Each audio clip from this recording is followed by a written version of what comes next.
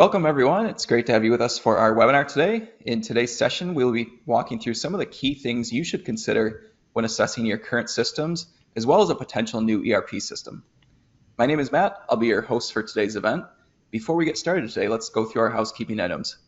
So today's webinar qualifies for 1 hour of CPE credit.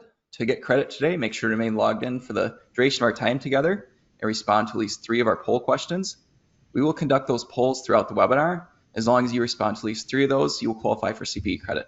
If you do qualify for CPE credit, you can download that certificate from your Incorsa account, and that will be accessible starting 1 hour after our webinar concludes today. Should you have any questions about CPE, you can reach out to us at any time in that questions box. We'll be happy to keep an eye on those, or reach out to us directly offline at support@incorsa.com. You can download a copy of today's presentation from that handout section in your pop-up GoToWebinar pane. We also attached it to your Incorsa account, so if you have any issues downloading it on the presentation, just know that you can get it from your Incorsa account as well at any time. Our session today will be recorded, so by signing up, you will have on-demand access to go back through the recording, and we'll post that recording to your Incorsa account at some point this evening. As always, we would like today's event to be interactive, so as you have questions, feel free to submit those in the questions pane. We'll keep an eye on those questions throughout the event and try to respond as time permits. If we don't get back to you on your specific question during the webinar, someone will be sure to follow up offline. And feel free to head on out there now to the questions box. Let us know where you're joining from today, and we'd be glad to give you a warm welcome. Today's webinar is brought to you by goVirtualOffice. goVirtualOffice is an award-winning NetSuite provider helping companies enhance productivity, improve efficiency, and grow profits by unifying, simplifying, and automating business processes. And joining us today from goVirtualOffice is Partner and Director of ERP Solutions, Andy Zinkel, and Andy is joined today by Tila Holloway and Nate Tucker, who are implementation experts and consultants with the goVirtualOffice team. So Andy, Tila, and Nate, thanks for being here today. I will go ahead and turn the presentation over to you. All right. Thanks, Matt. Everyone, welcome. Glad to have you here. Hopefully, through this webinar, this next hour or so, we can help give you some ideas of what you can expect through the ERP implementation and selection process, and what you need to know before you buy. As the title kind of indicates, we'll give you some ideas of what to expect in the buying process. Maybe you're in the market right now, or maybe your company is in a position where you're thinking maybe we've got some outdated systems or something we need to look at. So hopefully we'll give you some ideas today to help you through that journey. As Matt indicated, my name is Andy Zinkel. I'm the Director of ERP Solutions at goVirtualOffice. goVirtualOffice has been doing ERP implementation for, we're celebrating our 20th anniversary this year. So we're excited about that. I've been at GVO for about 9 years. And been involved in ERP implementations that entire span. Prior to that, I was a general manager at a mid-sized manufacturing company. Always like to say I'm kind of a jack of all trades, master of none. Have experience in a lot of different areas of business. Never really developed an expertise in any one, but have been involved in implementations for a variety of companies over my last 9 years. Tila and Nate, if you want to take a moment, just introduce yourselves quick. Absolutely. My name is Nate Tucker. I've been with GVO, just hit my 8-year mark, so right into year 9 at this point. My role will be involved in a lot of the hands to keyboard. So once the requirements are gathered, I'm really one of the people that's going to go in and kind of design the system, set it up based on what we feel is going to meet your needs. So prior to this, I was in the software industry. So I was working with printer software, as well as managing a software support division, a training department, and even prior to that, I was a sales manager. So similar to Andy, a lot of background experience on different aspects. So again, we love to bring that background and history to all of our projects, just to help understand different areas that we'll be touching throughout the project. And I'm Tila Holloway. I have a similar role to Nate here at GVO on the hands to keyboard. And prior to coming on board with GVO, my prior experience was in finance in the manufacturing and the service industries. So you can expect with my role that I'll be involved from project kickoff all the way through go live. All right. So today our agenda, we're going to first spend some time talking about what goes into the decision of whether you should even be considering a new ERP. Then we'll take a look at some key considerations that go into the ERP selection process. Following that, we'll help you determine what you need to know to make your ERP selection. And we'll finish with some time for questions at the end. As Matt indicated, there's a spot in the upper right-hand corner where you can submit your questions. Matt will be keeping track of those, and we'll try to answer those with time remaining at the end. And if for whatever reason we run out of time and we're not able to answer all of the questions, we can certainly follow up via email afterwards. So first, understanding what is an ERP if you're not familiar, or your business maybe doesn't have one. So ERP is short for Enterprise Resource Planning. It refers to a suite of integrated software applications that manage and automate core business processes. These processes can include anything from finance to human resources, supply chain, manufacturing, CRM, or any other business processes. ERP systems offer numerous benefits to businesses, including improved efficiencies, accuracy, visibility, and decision-making. They streamline workflows, centralize data, and provide real-time insights. We always like to say we want to help our organizations to be enabled to operate more effectively and gain a competitive edge. For me, that really boils down to two things. An ERP can create efficiencies in your operations, and secondly, and sometimes even more importantly, it'll help to provide you with the data that you need to make sound business decisions. Nate and Tila? Yeah, you mentioned, they're streamlining the workflow. Something you may need to think about is if you're using QuickBooks and you're also using a time clock software or maybe Excel for reporting purposes, and you're having to enter this data into another program or it has a nightly sync, you're not only risking those imports, but also the ability to have that real-time data to make your business decisions. Yeah, I'd say two things that I would add too is one of the things I see really successful when you're choosing an ERP platform is to understand trying to go through like a phased approach. Like what you'll have at the end might not be what you start with, but it's kind of continual growth throughout that. And then one of the other things I would definitely call out is when you're selecting an ERP, a lot of them will have community accessible pieces. In NetSuite, they're called suite apps or suite bundles. So again, a lot of those pieces could save you time from having to redevelop or redesign something, or even ask your partner to create those things that may already exist. So again, just a few things to keep in mind when selecting and understanding what ERP to potentially choose. So that leads to your own evaluation of whether it's time for your company to evaluate your need for an ERP. For starters, do you have inefficient processes? Do you have to shuffle paper around the office to hand work off to others? Are you unable to get real-time reporting or have to work in multiple systems to get all of the data that you need? Is your company growing or have plans for expansion or maybe acquisitions and need a place to consolidate all of that data and the operations? Maybe your manufacturing people are working in one system while your finances are managed somewhere else. Maybe your salespeople need to have visibility into inventory levels so they know what they can actually sell, but they don't have that today. There's a variety of things that really can go into helping you decide whether you're in the market or should be in the market for a new ERP. And I think to add to that is, do you currently have a need or a want to be able to enter contacts, quotes, orders for maybe field services employees if they need to enter their time from a mobile device or away from the office? Yeah, and one of the things I like to call out with people is the desire to go paperless is a tremendous goal that so many people have. The problem is that so many people are ingrained in, I take this piece of paper, I write something on it, I hand it to this other person.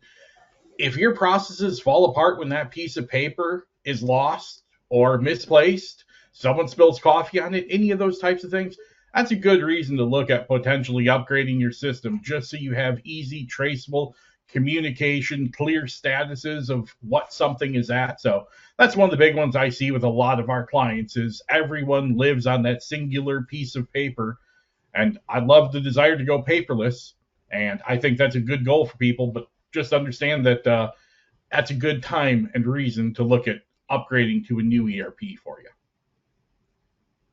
Yeah. All right, Matt, we're at our first poll question. Great, thank you. Let's go ahead and launch the first poll question that should be up on everyone's screen now. So for this question, we're asking which of the following best represents how your organization conducts business: manufacturing, wholesale distribution, retail, including e-commerce, business services. And if your organization doesn't fall into one of those categories, feel free to go ahead and select other and let us know up there in the questions box. We'll keep this poll open for about 30 seconds out there to collect your responses.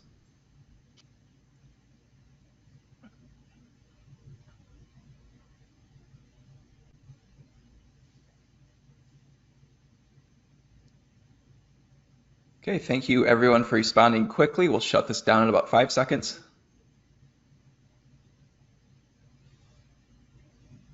Okay, this poll is now closed, and it looks like we have a pretty good mix out there. So we definitely have some manufacturing, we've got a few in retail, we've got business services, a lot of people saying other. So I see healthcare, finance industry, biotech, government agency, investment management. So good representation out there today. Excellent. Okay. All right. So now maybe you've determined that your company does need a new ERP. So now what should you do? For starters, I would look internally before you look externally. We see a lot of our clients we work with, they start by, looking up what's the best flavor of the month in terms of a new system. Let's go look into those. I always say you want to look internally first. You want to identify what your internal project team is going to be in this adventure. Who are the executive sponsors that are really pushing this?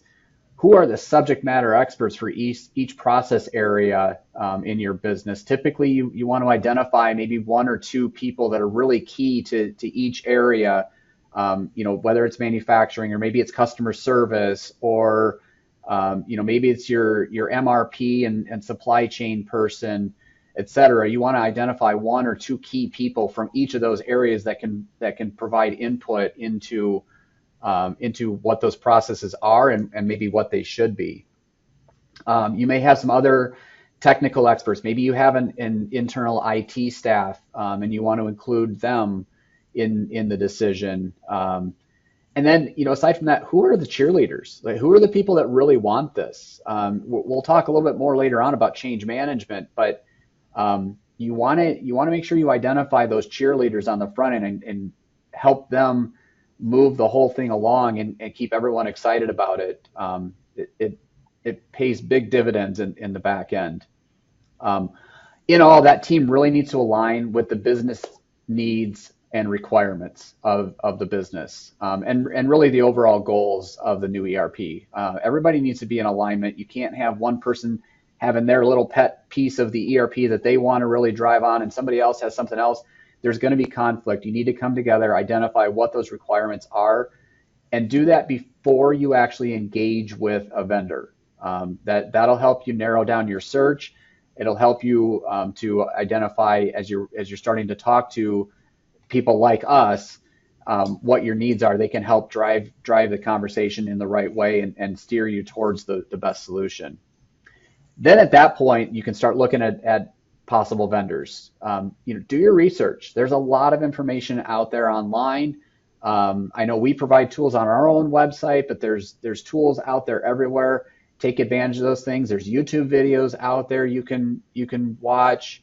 You want to find a partner that not only provides a solution, but also fits with your company and who you are. That relationship, that culture that you bring needs to align with who they are. Every company is different. You've got to find the right fit for you. And keep in mind, this phase of the process, it's going to take some time. You need to be prepared. We talked about that team of the subject matter experts and so on. You need to make sure that they're allowed the time to do this part of the process and really throughout the project, but allow them the time to do that research. They all have day jobs, but you need to allow them to earmark some time in their day or their week to do some of these activities.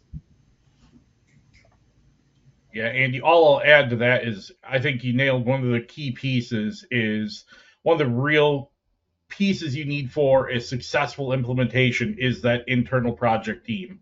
Again, that is going to be a large contributor to the success or struggles of an implementation. Because even when it comes to like go live support at the end of the day, if you're an organization with 150 users or something along those lines, trying to get someone to support all those individuals can be very time consuming, very costly when you start looking at budgeting factors, where when you have these subject matter experts that can kind of act as the first line of defense, it's a great way to protect your budget as well as trying to get those people up to speed quickly as they field those in a triage area. And then they start gaining that knowledge, and a lot of questions that would come to the support team could now get answered directly by that subject matter expert. Yeah, I agree with everything that both Nate and Andy said, that having those key leaders having them involved is very important. So you eliminate those future surprises. And as that happens, you're going to naturally create the cheerleaders that help that organization get the buy-off from all the other end users, as well as you now know you're addressing their needs. So as you begin then interacting with possible vendors, this part of the process might look a little something like this. You start with building your list of possible solutions, also aka vendors, right? I mean, and keep in mind that the vendor of the software may not be the vendor that implements. So keep that in mind as well. You may actually be engaging with somebody that sells and implements a software, but they're not actually the software publisher. In some cases, the software publisher can implement themselves. In other cases, they don't, or maybe your better solution is to work with a partner that can do it. Then you'll go through a series of demos. And actually, this is maybe the more exciting portion of the process, because you actually get to see what a possible solution might look like, and see what the options are that are out there. As you go through that process of looking at demos, I recommend that you schedule them as close together as possible. It is a time commitment to do so.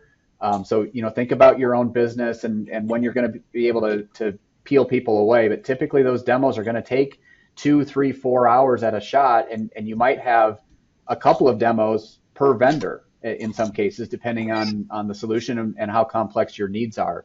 But if you schedule them close together, you can much easier compare and contrast the different features and the different vendors that you're working with. Then you've got to take some time to determine the ROI of each solution. It comes back to your goals. What are you trying to accomplish as you implement your new ERP?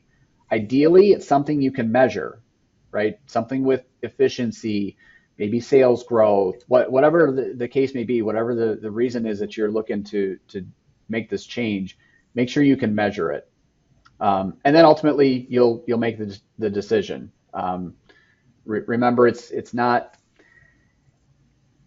deciding. Not deciding is really deciding not to do nothing. So you do need to make a decision at some point. If you put it off, then you're going to have to start the process all over again. I don't know, Nate or Tila, anything to add? I think we'll hit a lot of the pieces I'll have as we kind of progress through this. But I think that's definitely the right stages. Yeah.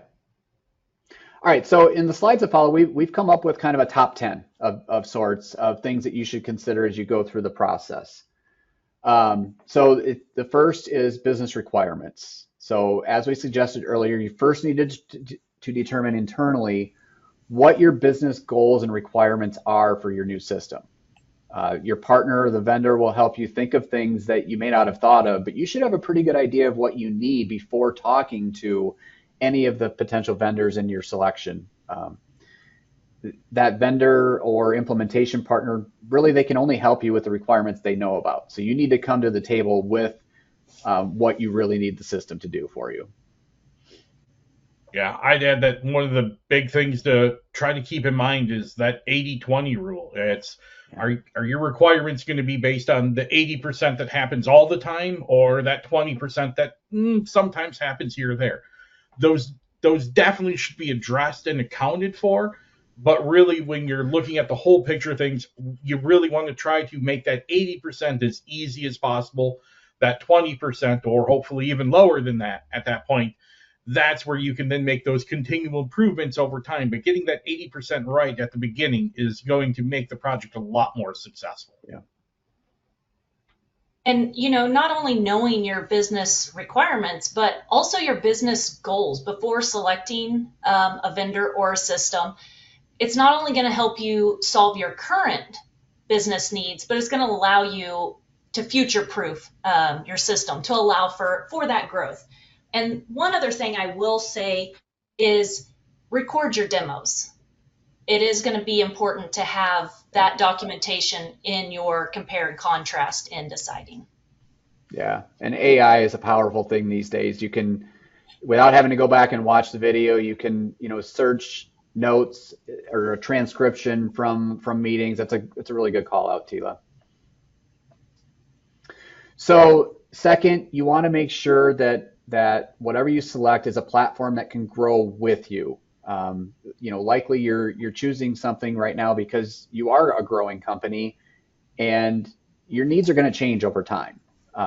Your business is going to evolve. So, and you may not want to, even if you're not in that growth mode and you have a lot of things that you need to get done, you may not want to implement everything right out of the gate.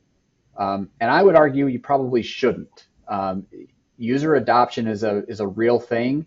And if you bite off more than you can really chew, you actually can hurt yourself from a user adoption standpoint.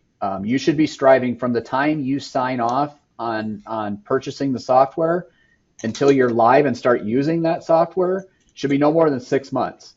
So if your scope of work for that implementation is going to take you more than 6 months to do it, your scope is probably too big. So keep that in mind as you go through it. Yeah, a few things I would touch on to add to that, Andy, is there are a lot of items in systems and ERPs that are progressive. In NetSuite, for example, you have something as simple as reorder points, and then you have something as complex as full MRP and supply planning repositories. Like, you don't need to start at the end goal. You can start small and grow into it. In fact, start with what are your 50 most popular items, set reorder points on those to start getting a flavor for how you can potentially leverage some of that. One thing I will say that I recommend to many clients, and virtually none of them do it, is keeping an updated guide of what your system currently has. So as you grow, you understand what scripts do. You understand what key fields are used on which process to help. If you have a new developer come in that you're going to work with, having that guide that has those important key pieces will save you on budget rather than having a developer have to go in, read these scripts, and try to determine what that other developer was trying to decide when they wrote this code. So that's one that I just don't see a lot of our clients leverage, but one that I think would be incredibly instrumental to help you in future growth plans. Yeah, I think that's a great call out, Nate, to the tribal knowledge type thing from a developer standpoint. And I encourage you to think in processes, or phases. What is phase one? You can always add to your ERP. And is this a phase one or is this a phase two? Is this a want or is this a need? Other things to think about, if you're currently a retail business, but you don't sell on e-commerce, is that a future growth phase? Or if you're a manufacturing company and you're wanting to potentially start a service department that adds to your repairs or your install of your equipment that you're currently building. Those are going to be capabilities of the system you need to take into consideration. Yeah, if you ever interact with anybody at GVO, you're going to hear the phrase crawl, walk, run a whole bunch. We definitely embody that philosophy. Start small, add to it as you go. You're not going to have everything right out of the gate, or shouldn't, but it's okay, right? You can grow and you get live and then get comfortable, and then a few months later you add some more to it, and over the course of a couple of years you've got everything that you need, and your system is really humming like a well-oiled machine, and really set up well for the future. Matt, question number 2. Thank you. That takes us to poll question number 2 that has been launched. That's up on your screen. So this is, what are your primary business goals for the next 12 to 24 months? And notice here, this is multiple options, so you can select more than one of these. We'll keep this poll open for about 30 seconds. Maybe a question for the goVirtualOffice team as we think about some of these goals. I'm sure a lot of people in the audience would say, yeah, I'd love for our business to achieve these goals over the next 12 to 24 months. When you think about organizations that have outdated or systems that are not meeting their needs, is that the first step in each one of these goals? Is that hindering pretty much all these goals moving forward? Hindering all of the goals? Maybe not. I think there's a little bit of prioritization that goes into it. You've got to figure out, because if you're dealing in legacy systems that are really outdated, you may not solve every single issue right out of the gate. So really prioritize what those most important things are that you need to get accomplished, and then grow, from there. Yeah, that makes sense. Okay, thank you everyone in the audience. Let's go ahead and shut this poll down. Take a quick look at the results. So a lot of people have various goals out there. A lot of people are saying improve operational efficiency, reducing costs, streamlining financial management reporting is very popular as well. So thank you everyone. We'll close this poll down. Yeah, and those two answers would align with what I've seen historically as well. It's around operations and efficiency, and it's around data and getting the data out that you need, that you can make decisions. All right, number 3, will you need to connect to any outside platforms? So your ERP really should serve as a centralized hub for all of your activities and a single source of truth in most cases. But no ERP is going to do everything great. It just isn't.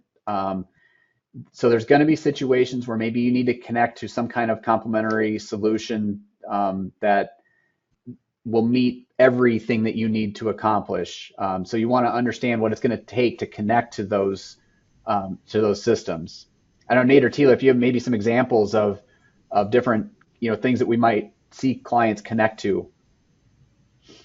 Yeah, I'd say on the NetSuite side, which is what I've got a lot more familiarity with. Again, I talked a little bit earlier about what are known as suite apps and suite bundles, but a lot of those are components that you can add to your system to add some additional functionality. Common ones that we'll interact with are ones like Avalara, which is for your tax, W-9, that type of information, VersaPay for credit card processing type things, lots of different shipping integrations, of course. So all those pieces, again, just add that additional functionality that even though your ERP does a lot of things really well, it doesn't do everything perfectly. And these are ways to complement it and really bring it to that next level for you.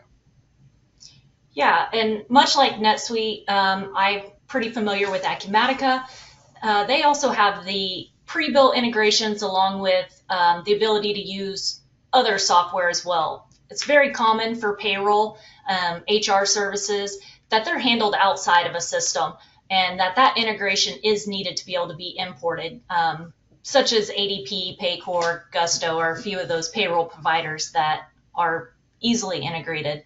Another common area that you may not want to change your software you're using is your CRM. I know Salesforce and HubSpot are popular software for CRM, and you would want to integrate that as well, as opposed to importing all the data from those softwares. Yeah, I would add to those, e-commerce would be another big one that we see a lot. Shopify, BigCommerce. There's some others out there. They're really good at e-commerce, but they don't do the ERP part of it, right? And ERPs are really good at a lot of the back office stuff, but maybe not great at the e-commerce thing. So they may need to connect as well.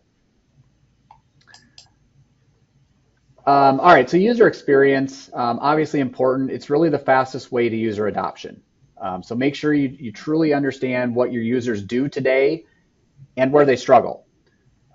Make sure your user experience in the new system will address those needs as you go forward. We talked about crawl, walk, run. I think while we embody that, I still do encourage clients to add a couple of nice to haves in that initial phase of the implementation, because it will help with the buy-in. You don't have to do everything, but throw a couple of those little bells and whistles in at the front end can help really get the user to buy in. Yeah, a couple ways that I would add to really enhance that user experience. And believe me, I feel like we could do a 4-hour webinar on this topic on its own, but having something for, again, having that community background. So you have, at least in the NetSuite world, you have NetSuite Suite Answers, you have NetSuite Help, there's a NetSuite Slack community that you can access. There's even Reddit subreddits out there of all these different areas that you can go to ask questions, to go for help.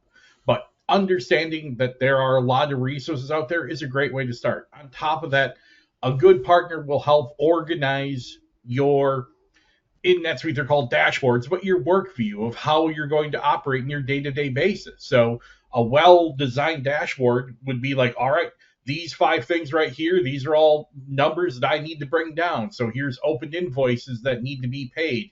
Here's open bills that need to be processed, and all these different pieces to help really drive through that user's day. Those are things that GVO would struggle as a partner, because we don't know each individual person's day-to-day process. So make sure that when you're going through gathering all these requirements that you at least do a little digging into those areas, so that way we can help, again, give them that right experience.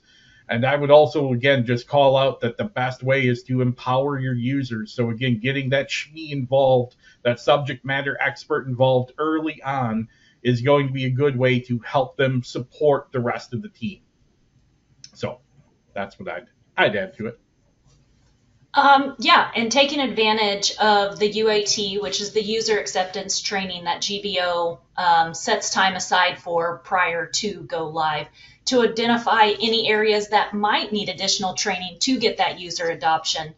And just so everyone is aware that when you're in UAT, you're in a sandbox environment, so it's still functioning as you would be going as go live, but you're not affecting any of that data. Another thing within Acumatica is they have an open university that's available to all users to be able to learn and train. Not to mention, they also have a community and other forums that you can use as resources. But I would say my favorite feature is the wikis within Acumatica, because as Nate said, documenting your processes, not only is the wikis help on the page, but also at the field level and customizable. So if you have the right admin roles, you're going to be able to add your business processes directly into the wikis that a user can get to help with the users signing off on the ERP.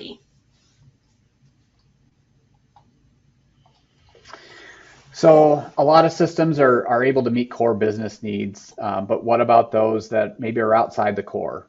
We talked a little bit about integrations, and sometimes you do have to utilize an outside software or a solution, like a CRM or a shipping integration or something like that. But sometimes there may be opportunities to just customize within the ERP as well. So you want to look for a system that'll provide you that ability to really tailor the functionality to your business. You want to use the core of what's there, and don't abandon that, by the way. You don't want to go whole hog and really customize to no end, but you do want a system that will be able to be bent and twisted just a little bit to get you to do what you need to do as efficiently as possible. Yeah, I'd add to that, Andy, like, again, customizations are something that a good partner will have a developer that's able to add these types of things. A few that we've done in the past is something to assist with managing consignment inventory, or like pre-seasonal apparel orders and ensuring that that doesn't get pre-sold from someone else. But we've also taken it beyond that to things what are known as suitelets, where it's literally a page designed specifically for a process that you outline. An example would be like in a manufacturing process, where how long does it take to create widget A? You can have a tracker that you hit a start timer and the stop timer once it's done, so that way you can help calculate the cost, apply those labor costs to the units as well. So again, it's a lot more in depth than what I think a lot of people look at surface level. But just know that a good system will allow you to add these types of enhancements, workflows, for example, something as basic as a journal approval, or something as complex as three-way matching and role-based dollar values on specific item categories. Like those are all things that can be customized in a good ERP, because those are not going to be natural out of the box in most of them. Yeah, I agree. I've seen some customizations that allow for pricing analysts to happen right on the screen. So this is a great instance for businesses that maybe quote made to order products, and they need to be able to adjust at a line level or at a document level based on maybe gross profit or a markup, as well as, you spoke about the approval process. I've seen a customization to approve artwork after an order's made, that order can't be sent into production until the art's approved from the art department, or similar in a manufacturing as if it's approval drawings for a machine. Excellent.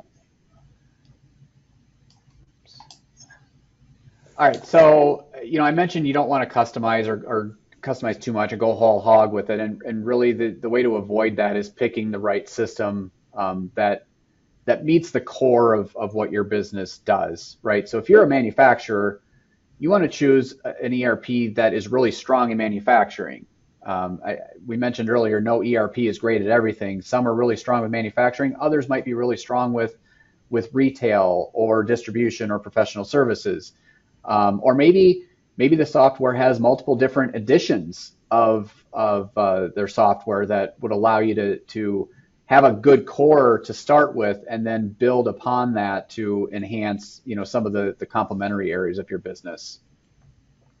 Yeah, Andy, one of the things that NetSuite has really started leveraging the last handful of years is something known as Suite Success. And based on what environment that your business is categorized in, what it will do is it'll have pre-built roles. So the permissions are going to be set at that point. It's going to have pre-built dashboards and a lot of reports. Now, I'll say that they don't hit a bullseye with all of it, but it's at least a starting point. It saves you from starting from scratch of having to design this all. It's a lot easier to update something existing than to recreate the wheel. So it's a great place to start with, and then to just keep updating and adding new enhancements. I personally love a feature that NetSuite added a handful of years ago called a navigation shortcut portlet. And what that does is you can just keep adding categories with a couple links off of each of those. So rather than someone's large shortcut list of 15 things that they don't know what are, you can categorize these to make them easier to share across more of your team. So that's something that, again, is very cost efficient to really get your system set up right away and quickly. Yeah, and we spoke about e-commerce earlier. Acumatica has pre-built connectors with your Shopify. If you're currently using Shopify or BigCommerce or Amazon, that allows the bi-directional sync. So if you're making changes to your inventory within your ERP, it's going to be synced and launched out to your website. And vice versa. If you make your changes in Shopify, it's also going to be updating your ERP as well. Okay.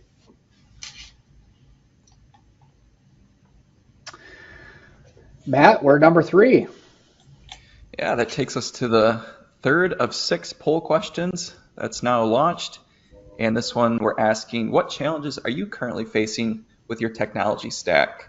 The lack of integration between tools and systems, outdated or inefficient processes, limited visibility into business data and analytics, difficulty scaling technology to match your business growth, or if you're facing some challenges with your tech stack that aren't in this list, feel free to head on out to the questions box and let us know.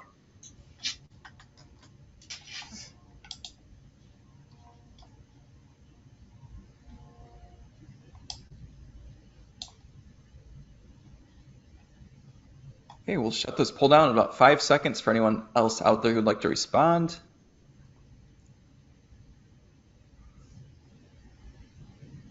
Okay, let's take a quick look at the results. So a lot of challenges out there with tech stacks. Leading the way, it looks like lack of integration between tools and systems, outdated or inefficient processes. Someone said poor customer support from their current vendor. So I think that's a common issue out there too. Is this pretty consistent with what you're seeing in the market in terms of challenges? Yeah, I think it aligns pretty well. Nate, Tila, do you guys agree? Yeah, reporting data challenges, like definitely, and trying to get all those pieces to talk together to be able to pull accurate reporting. Yeah, I definitely see that lack of integration very commonly. Yeah. Great. Thank you. All right. So certainly you want to take a look at the vendors you're looking at and research what others are saying about them. I think Nate called out there's things out on blogs and Reddit and different places. So do your research. And it goes also not just for the software vendor, the publisher. It's also for that implementation partner. Again, sometimes they may be the same company, but many times they're not. Yeah, and I would say when you're talking with these potential vendors, ask questions about how they manage different aspects. Data is one of those pieces that we've touched on, and I promise it'll come up again as we continue through this, but they need to have a way to handle data. Do they have people that manage data? There are third parties out there to assist with data management, because it is, without question, one of the most leading reasons that implementations will struggle is based on data. So make sure that when you're working with a vendor, that data isn't an afterthought, that it is a primary thought. Additionally, I would say, like, what types of things would, when you're thinking about your system, units of measure is something that a lot of people don't give a whole lot of thought to. So take a moment to kind of think through that, and how are these different pieces going to be sliced and diced and leveraged, because a lot of these things, once they're set up, they're hard to change. So when you're working with a good vendor, they might ask the same question from 3 different angles. And it's to make sure that we're going to get that full understanding of it. And the final thing I would add is just, what does post go live look like? Do they just wash their hands and go, all right, thanks, have a great day? Or is there a period that you're going to be working with them? And is there a transition plan beyond that? So those are a lot of things I would certainly ensure that you're trying to understand when you're vetting out your different potential vendors. Yeah, and I think while it's not a hard and fast rule, that we provide that additional support from the implementation team for about 30 days post go live. But you don't have to have any fear. There's always support cases that can be submitted as your company grows or you need to resolve a need.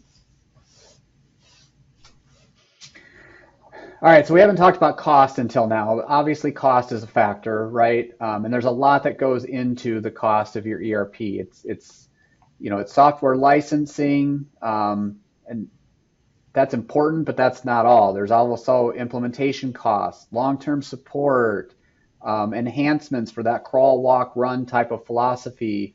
And then there's also internal costs. You've got to keep in mind that your team that you have internally is going to be involved, and there's time that they're going to be pulled away from their day job, so to speak. And then there's also cost of learning. Your business will be interrupted in this process. There's no doubt about it.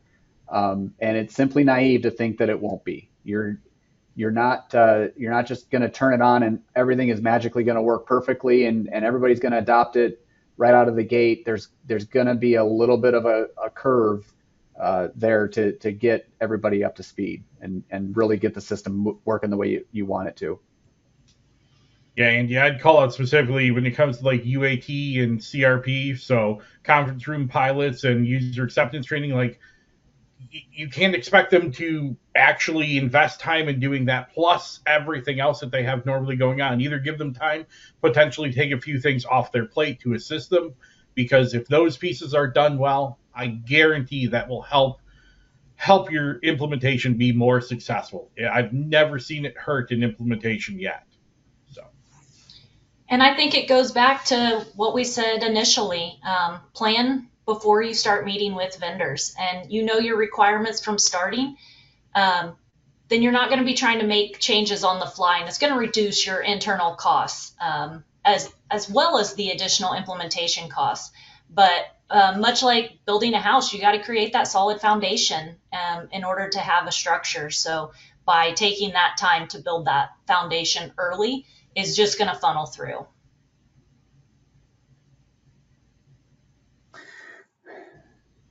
All right, so when you select a new ERP, you're not selecting something like a QuickBooks, and I don't mean any ill will towards QuickBooks.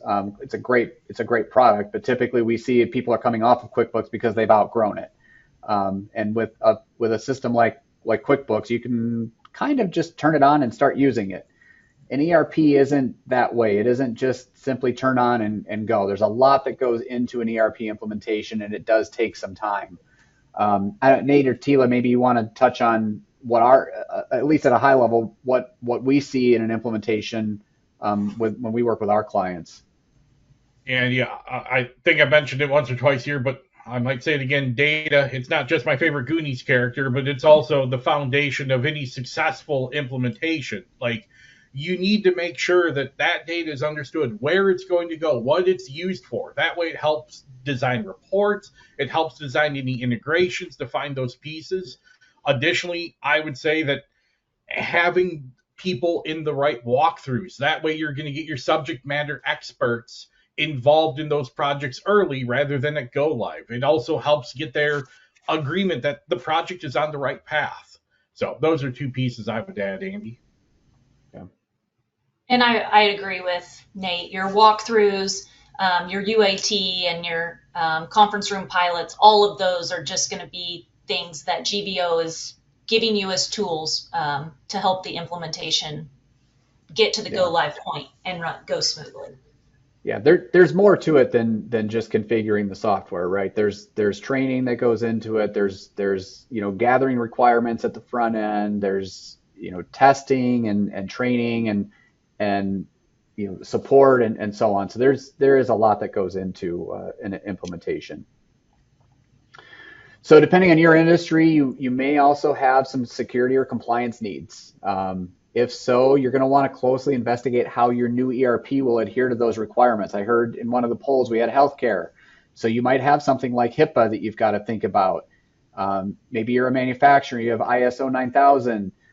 Maybe you're in food manufacturing, you have FDA compliance, or you're a software company and you have ASC 606 RevRec requirements that are needed. Make sure that all of those things are accounted for in whatever system you're selecting. Yeah, I'd also add things like lot and serial tracing. So if there's expirations or recalls potentially needed, the concept of cloud versus on-premise. I think right now with the parts going on in California with the wildfires, the crazy ice storms it seems in the south, like one of the benefits of being on cloud is you're not going to be impacted nearly as much because you can't get out there. So again, just a couple of these different reasons on site. I get that people like that, but you have to purchase the hardware, you have to upgrade the hardware, maintain that hardware, control access to all of it. So again, just a lot of different pieces when you're determining between cloud or on site to think about. Yeah, and another item to think about is, possibly your warranty tracking. If you sell equipment, do you need to track the date of the sale, the install, the manufacturer's warranty? Do you have an additional warranty outside of the manufacturer's or maybe the ability to do routine maintenance or even preventative maintenance on customers' equipment, or maybe even your own.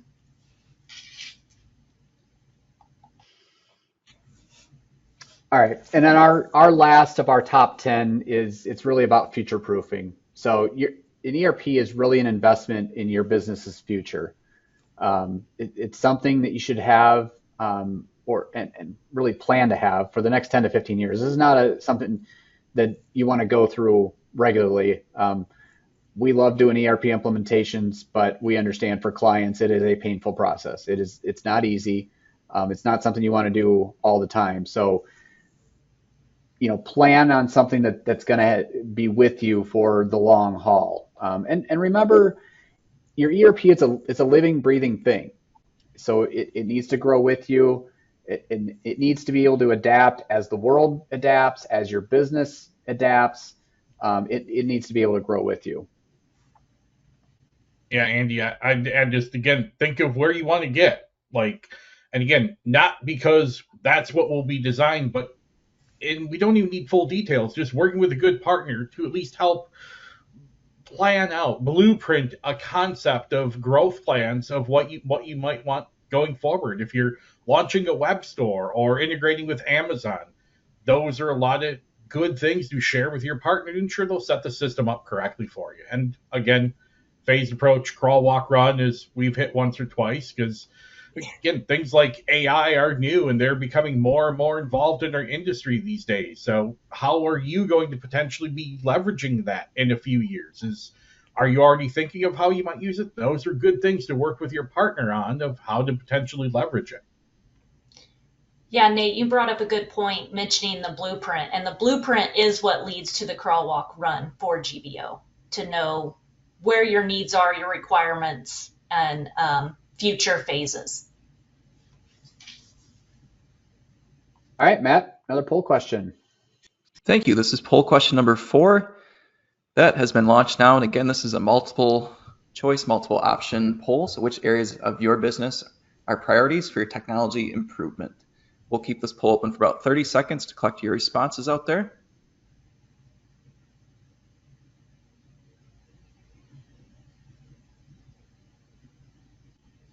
And again, if you select other, feel free to drop in your response in that questions box. We'll keep an eye on that.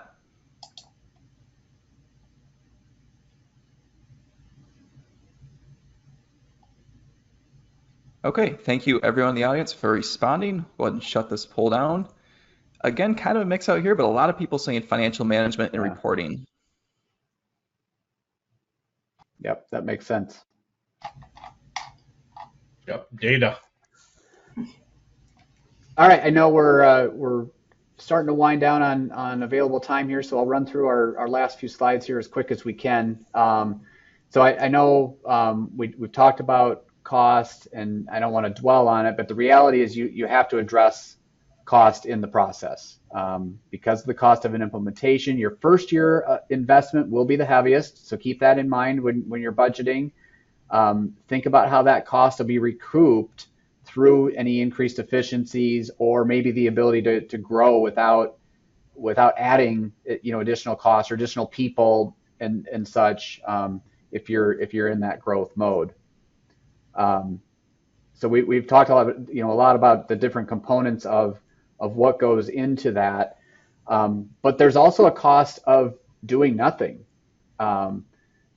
So, even though the cost of a new ERP is substantial, there is still a cost of doing nothing. Your competition can pass you by. Your operating costs may remain high, hurting your profitability and your ability to grow.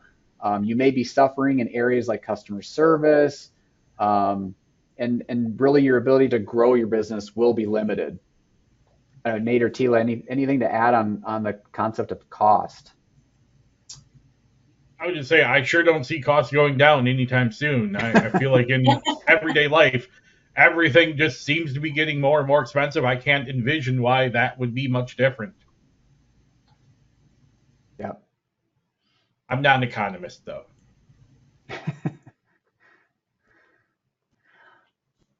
All right, that was a quick couple of slides there for our next poll question, Matt. Thank you. This is poll number 5 of 6, so second to last one that has been launched. So what are the key factors you consider when selecting a new ERP system or solution? In the interest of time, we'll just keep this open for 30 seconds, so please get your responses in there. And again, this is multiple options. Select other. Feel free to let us know in the questions box.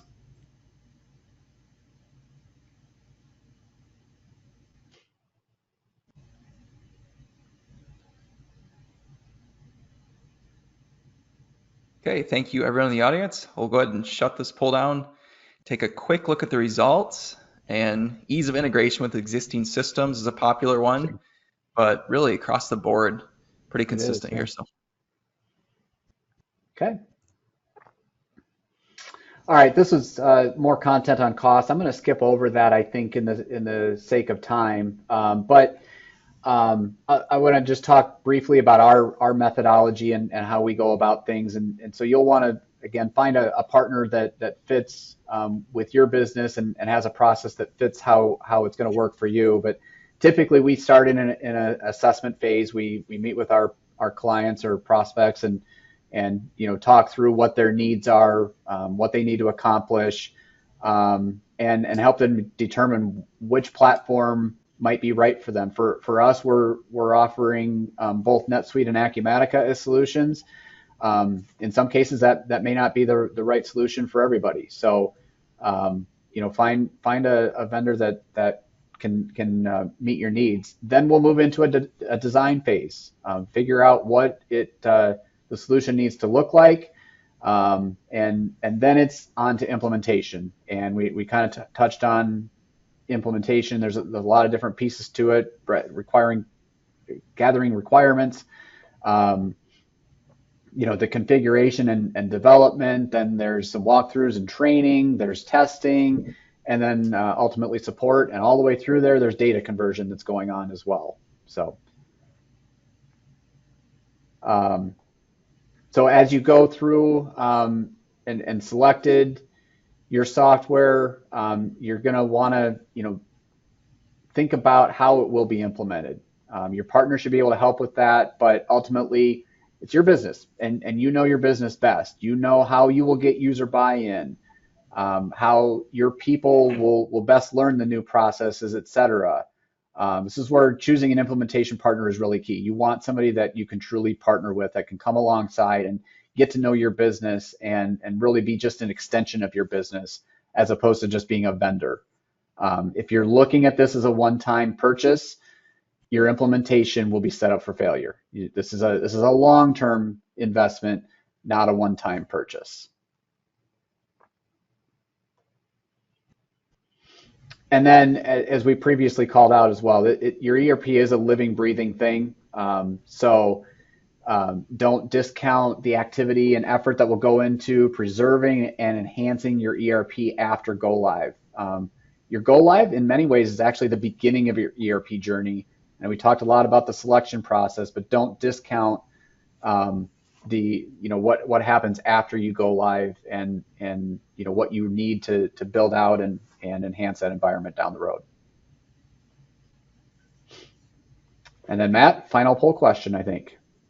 Thank you, Andy. That's the 6th and final poll that's up on everyone's screen. So after what we've gone through, what kind of support or resources would help you move forward with your ERP strategy? We will keep this open for just about 20 more seconds to collect your responses out there.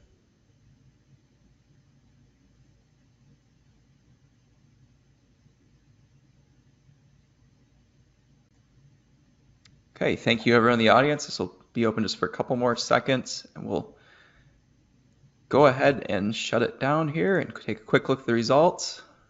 A lot of people saying case studies or success stories would be helpful. Demos, of course. I know we touched on that too. All right, great. Thanks, Matt.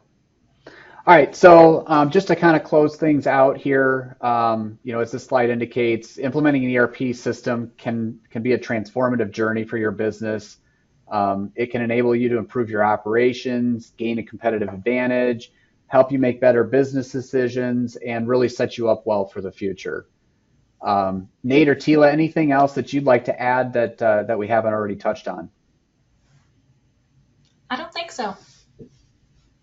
I'll just reiterate it once more. Phased approach, crawl, walk, run, data. Those are, I think, Yeah. 3 things that I would love people to take away from this today. Right. So if you need more information from us, out at our website, goVirtualOffice.com, there is an ERP toolkit that you can put some information in and help you determine if you need a new ERP or you're still on the fence, not sure, and you need something to help you to kind of start down that path. You can certainly go there. There is some resources out there.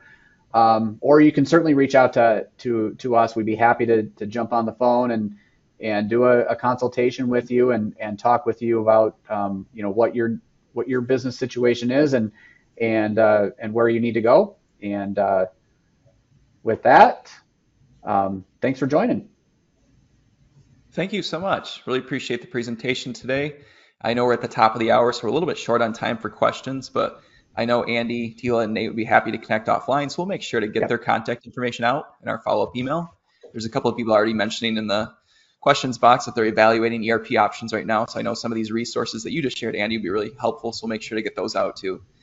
Just to recap our housekeeping items from earlier, if you qualified for CPA, you can download that certificate from your Incorsa account starting 1 hour from now, so look for it there. When this webinar shuts down, there'll be a brief pop-up survey. We always appreciate your feedback on that survey, and we certainly take that into account for future events. So Nate, Tila, Andy, thank you so much for being here. Thank you for your discussion and presentation. Thank you everyone in the audience who took the time to attend today. We look forward to having everyone back in the near future. Enjoy the rest of your day.